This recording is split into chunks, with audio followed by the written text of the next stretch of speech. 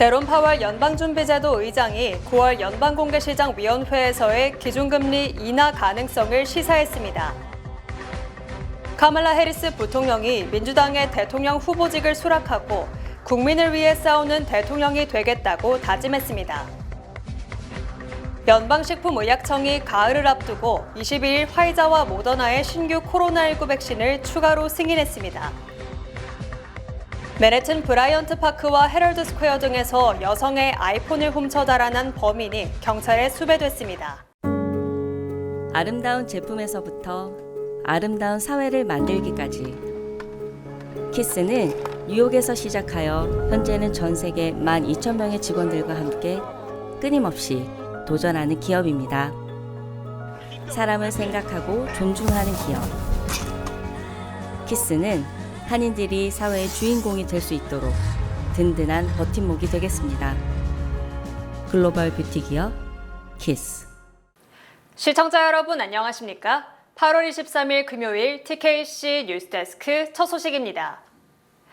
제롬 파월 연준 의장이 오늘 잭슨홀 연설에서 9월 금리 인하를 개시하겠다는 명확한 신호를 보냈으며 인하폭에 대해서는 경제 상황에 따라 결정하겠다는 입장을 보였습니다. 제롬 파월 연준 의장이 오늘 오전 와이오밍주 잭슨홀에서 열린 연준의 연례 경제 심포지엄에서 통화정책 조정 시기가 도래했다며 9월 금리 인하를 시사했습니다. 그러나 B컷이냐 베이비컷이냐 하는 금리 인하 폭에 대해서는 언급하지 않았습니다. 파월 의장은 정책 방향은 분명하며 인하 시기와 속도는 들어오는 데이터, 변화하는 경제 전망, 그리고 위험 균형에 따라 결정될 것이라고 말했습니다. 물가 상황에 대해서는 인플레이션이 현재 연준 목표에 매우 가까워졌다며 인플레이션이 목표 수준인 2%로 안정적으로 복귀할 것이라는 확신이 커졌다고 평가했습니다. 이어서 인플레이션 위험은 감소한 반면 고용이 하강할 위험은 증가한 상황이라고 판단했습니다. 파월 의장은 노동시장의 추가 냉각을 추구하거나 반기지 않는다며 물가 안정을 향한 추가 진전을 만들어가는 동안 강한 노동시장을 지지하기 위해 모든 조치를 다할 것이라고 강조했습니다. 파월 의장의 이날 발언은 금리 인하 사이클을 개시하겠다는 신호를 명확하게 주면서도 그 시기와 속도에 관해서는 경제 상황에 따라 결정하겠다는 원론적인 입장을 재확인한 것으로 평가됩니다. 이날 파월 의장의 연설 직후 미국채 10년물 수익률은 하락하고 뉴욕 증시 3대 지수는 상승했습니다. 22일 민주당 전당대회에서 민주당의 대통령 후보직을 수락한 카말라 해리스 부통령이 일관되게 강조한 메시지는 국민을 위해 싸우는 대통령이었습니다. 카말라 해리스 부통령은 이날 민주당 공식 대선 후보로서의 역할을 수행하겠다며 자신의 정당, 인종, 성별 등에 관계없이 모든 미국인을 대신해 우리를 하나로 묶는 대통령이 될 것이라고 밝혔습니다. 카말라 해리스 민주당 대통령 후보는 19살에 홀로 미국에 온 어머니와 자메이카 출신 아버지 사이에서 태어난 자신의 성장사로 연설을 시작했습니다. 또 자신은 두려워하지 마라, 누구도 너를 멈추지 못하게 하라며 딸을 두려움을 모르는 아이로 만든 어머니 밑에서 자랐다고 했습니다. 해리스는 이어 미국의 성공에는 항상 강력한 중산층이 핵심이었다며 감세 등 중산층을 위한 정책을 국정 기조로 제시했습니다. 또한 우리의 높은 열망을 중심으로 우리를 통합시키는 대통령이 되겠다며 미국의 이상 추구와 통합을 강조했습니다. On behalf of every American, regardless of party, race, gender, or the language your grandmother speaks, on behalf of my mother, and everyone who has ever set out on their own unlikely journey, on behalf of Americans like the people I grew up with, people who work hard, chase their dreams, and look out for one another, on behalf of everyone whose story could only be written in the greatest nation on earth, I accept your nomination to be President of the United States of America. 그러나 트럼프에 대해서는 연설의 많은 부분을 할애해 절대 대통령이 돼서는 안 될 인물로 규정하며 자신과 대비시켰습니다. 그는 트럼프 때문에 이번 선거는 우리 삶에서 가장 중요한 선거일 뿐 아니라 여러 면에서 우리나라의 삶에서 가장 중요한 선거들 중 하나라고 했습니다. 연설을 마친 후 그의 배우자 더그와 월즈 부부가 올라와 지지자들에게 손잡고 인사했습니다. 이들은 우리가 싸우면이라고 외쳤으며 지지자들은 승리한다고 일제히 재창했습니다. 이날 나흘간의 전당대회가 마무리되면서 미국 대선도 해리스 대 트럼프 구도로 75일간의 대장정에 돌입했습니다. 두 후보는 다음 달 10일 TV 토론에서 처음 맞붙을 예정입니다. 최초의 흑인이자 인도계 출신인 해리스 후보가 대통령에 당선된다면 최초의 유색인종, 최초의 여성 대통령으로 역사에 남을 예정입니다. 카말라 해리스 부통령을 대선 후보로 확정하면서 버락 오바마 등 당내 스타들이 총출동한 민주당 전당대회가 통합 경쟁 측면에서 공화당의 전당대회를 압도했다는 평가가 나왔습니다. 정치 전문 매체 더힐은 22일 해리스와 민주당이 통합 경쟁에서 트럼프와 공화당을 이기고 있다고 진단했습니다. 더힐은 빌과 힐러리 클린턴, 버락과 미셸 오바마가 해리스 부통령을 칭찬한 민주당 전당대회에서 드러난 정치 스타의 힘과 통합은 트럼프 전 대통령이 이끄는 공화당의 분열과 극명한 대조를 이룬다고 분석했습니다. 공화당 전당대회에는 조지 W. 부시 전 대통령과 딕 체니 전 부통령 등 미국 보수 세력의 얼굴이었던 원로 정치인들이 불참했습니다. 공화당원들은 트럼프 전 대통령이 암살 시도에서 살아남은 직후 열린 전당대회에서 그 어느 때보다 단합된 모습을 보였습니다. 하지만 민주당이 바이든 사퇴 논란에 따른 분열을 뒤로하고 해리스 부통령을 중심으로 똘똘 뭉치면서 현재 통합 전쟁에서 승리하고 있는 쪽은 민주당이라고 더힐은 짚었습니다. 연방식품의약청이 가을을 앞두고 22일 화이자와 모더나의 신규 코로나19 백신을 추가 승인했습니다. FDA가 이날 승인한 화이자와 모더나의 신규 코로나19 백신은 며칠 안에 미국 내에서 접종이 가능해집니다. 이번 백신은 올해 초 미국에서 확산되기 시작한 오미크론 하위 변종 JN1의 후손인 변종 KP2를 타깃으로 합니다. KP2는 지난 5월 코로나19 지배종이었지만 지난 17일 기준 확인된 미국 내에서 약 3%만 차지하는 것으로 나타났습니다. 다만 화이자와 모더나는 KP2 백신이 지난해 유행한 또 다른 오미크론 변종인 XBB 1.5를 타깃으로 한 백신에 비해 현재 유행 중인 JN1의 변종인 KP3와 LB1에 더 강력한 면역 반응을 불러일으킬 수 있다고 설명했습니다. 뉴저지 한인 여성 빅토리아 이 씨의 경찰 피살 사건 이후 경찰의 과잉 대응 논란이 있는 가운데 뉴저지주 법무부가 새로운 프로토콜을 발표했습니다. 뉴저지주 법무부는 22일 모장한 개인과의 대치 상황에서 위기협상팀과 정신질환 전문가의 개입을 강화시키는 새로운 프로토콜을 발표했습니다. 이르면 10월부터 순차적으로 적용될 방침입니다. 새로운 프로토콜은 모장된 개인 또는 인질이 잡혀있는 범죄 또는 위기 상황에서 정신질환 전문가의 현장 투입을 확대합니다. 부상 또는 사망 등이 우려되는 경우를 제외하고선 경찰관 등 다른 인력은 대기해야 하며 무력을 사용해 상황을 해결하려 시도해서는 안 됩니다. 또한 위기대응팀은 정기훈련을 받고 비살상 무기를 갖추게 됩니다. 매튜 플랫킨 뉴저지 법무장관은 모장한 개인과의 접촉은 위험하다며 전국 최초로 정신질환 및 협상 전문가와의 협력을 통한 평화로운 대응 프로토콜을 꾸렸다고 발표했습니다. 맨해튼 브라이언트 파크와 헤럴드 스퀘어 등에서 여성의 아이폰을 훔쳐 달아난 범인이 경찰에 수배됐습니다. 경찰은 지난 8월 맨해튼 미드타운에서 발생한 4건의 아이폰 강도 사건의 용의자를 수배 중입니다. 경찰에 따르면 용의자는 지난 8월 9일부터 17일까지 맨해튼 브라이언트 파크와 헤럴드 스퀘어 등에서 여성 4명의 아이폰을 빼앗아 그대로 도주했습니다. 사건은 오후 4시 30분에서 7시 30분 사이 22세에서 64세 여성을 대상으로 발생했으며 사건 도중 다친 사람은 없습니다. 경찰에 따르면 용의자는 아이폰 15 프로 맥스 세대와 아이폰 14 프로 맥스를 피해자들로부터 빼앗아 도보로 도주했습니다.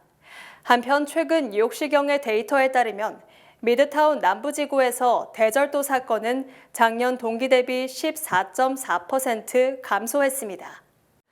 소수인종 우대 정책인 어퍼머티브 액션이 폐지된 뒤 처음으로 치러진 올해 대학 입시 결과 주요 명문대에서 아시아계 학생의 진학률이 눈에 띄게 늘어난 통계가 나왔습니다.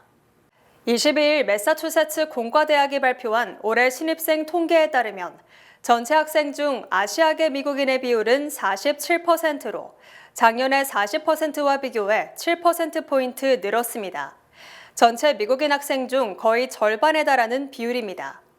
반면 흑인과 아프리카계 미국인의 비율은 작년의 15%에서 올해 5%로 급감했고 히스패닉과 라틴계도 작년 16%에서 올해 11%로 줄었습니다.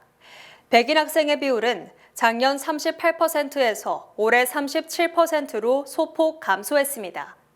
미국의 국정을 지닌 유학생의 비율은 작년 10%에서 올해 11%로 늘었습니다. 21일 뉴욕타임즈는 연방대법원의 어퍼머티브 액션 금지 판결 이후 주요 대학이 신입생의 인종 통계를 공개한 것은 MIT가 처음이라고 보도했습니다. 민주당이 올해 전당대회에서 처음으로 젊은 층 사이에서 막대한 영향력을 지닌 SNS 콘텐츠 크리에이터들을 대거 초청해 젊은 유권자들의 표심 공략에 나섰습니다. 나흘간 일리노이주 시카고에서 치러진 민주당 전당대회에는 할리우드 스타들 외에도 유명 틱토커 등 콘텐츠 크리에이터, 이른바 인플루언서 200여 명이 초대됐습니다. SNS 인플루언서들이 미국 정당 전당대회에 이렇게 공식 초대된 것은 이번이 처음입니다. 이들은 아무런 제약 없이 자유롭게 전대 현장을 즐기며 자신들의 방식대로 콘텐츠를 만들어냈다고 NBC는 전했습니다. 현장에는 이들이 콘텐츠를 촬영할 수 있는 별도의 공간이 제공되기도 했습니다. 이번 전대 현장에서는 기존 언론 매체들보다 인플루언서들의 활약이 더 돋보이는 장면이 연출되기도 했습니다. 인도계 미국인 틱토커 비디아 고팔란 등 일부 인플루언서들은 민주당 대선 후보인 카말라 해리스 부통령과 인터뷰 기회가 주어졌습니다. 트럼프 전 대통령이 22일 민주당 대선 후보 카말라 해리스 부통령의 후보직 수락 연설에 대해 SNS에 실시간으로 게시글을 올리며 비난을 쏟아냈습니다. 트럼프는 이날 해리스의 대선 후보 수락 연설이 이루어진 38분 동안 총 37건의 게시물을 본인의 SNS 트루스 소셜에 잇따라 게재하며 해리스를 맹비난했습니다. 해리스 부통령이 연단에 오르자 땡큐라는 말을 너무 많이, 너무 빨리 한다며 그에게 무슨 일이 있는 거냐며 해리스의 말투를 조롱했습니다. 이어 트럼프 전 대통령은 해리스 부통령이 연설에서 지적하는 문제들이 바이든 행정부 시절 빚어진 것이라며 해리스가 부통령 임기 동안 아무런 일도 하지 않았다고 비난했습니다. 그는 해리스가 새로운 길을 만들어가자고 말하지만 그에게는 3년 반의 시간이 있었으며 그동안 해를 끼치는 것 외에는 아무것도 하지 않았다며 중산층에 대해 말하지만 그가 바로 중산층을 무너뜨린 장 본인이라고 적었습니다. 연설이 끝나자 트럼프 전 대통령은 해리스 부통령이 연설에서 중국이나 러시아, 우크라이나 등 오늘날 우리나라를 파괴하고 있는 주요 주제들을 다루지 않았다며 그들이 지켜보는 가운데에서 미국에서는 6천만 명이 빈곤에 시달리고 있는데도 그들에 대해 언급조차 하지 않았다고 비난했습니다. 아프리카 보츠와나 한 광산에서 119년 만에 가장 큰 다이아몬드 원석이 발굴됐습니다. 22일 모그위치 마시시 보츠와나 대통령 집무실은 2492캐럿 다이아몬드 원석이 발견됐다고 공개했습니다. 무게는 약 500g으로 1905년 이후 발견된 다이아몬드 중 가장 큰 규모입니다. 이름은 밝혀지지 않았습니다. 관계자들은 다이아몬드 가치를 평가하거나 판매 방법을 결정하기엔 이르다고 말했습니다. 같은 광산에서 나온 또 다른 작은 다이아몬드 원석은 2016년 역대 최고가인 6,300만 달러에 팔렸었습니다. 다이아몬드를 발견한 캐나다 광산 회사 루카라 다이아몬드는 전날 성명을 내고 보츠와나 중부의 카로에 광산에서 뛰어난 원석을 발굴했다고 밝혔습니다. 다이아몬드는 고품질 원석으로 온전한 상태라고 덧붙였습니다.